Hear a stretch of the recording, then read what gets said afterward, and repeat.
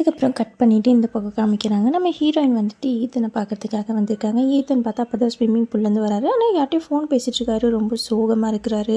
நீ வர மாட்டியா, ஓகே விடு அப்படின்ட்டு ஃபோனை வச்சுட்டு போயிடுறாரு. நம்ம ஹீரோயின் வந்து என்னாச்சு, எதாவது ஹெல்ப் வேணுமான்னு கேட்குறாங்களா. ஈத்தன் வந்துட்டு இல்லை எனக்கு எதுவும் வேண்டாம் அப்படின்ட்டு அவர் பாட்டுன்னு கிளம்பி போயிடுறாரு. நம்ம ஹீரோயின் என்னவா இருக்கும் அப்படின்ற மாதிரி நின்றுட்டுருப்பாங்க. ஹீரோயின் அம்மாவுடைய அக்கா இருக்காங்க இல்லையா, அவங்க வந்து நம்ம ஹீரோயினோடைய அப்பாவை கூப்பிட்டு போயிட்டு எல்லா வேலையும் செஞ்சு வச்சுட்ருக்காங்க இல்லையா, வீட்டு வேலையெல்லாம்.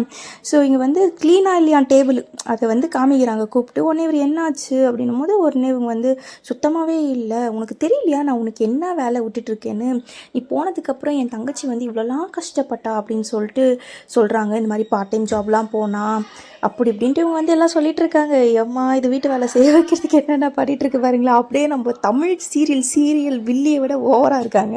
ஸோ உடனே இவருக்கு வந்து மனசு அப்படியே கஷ்டமாகுது.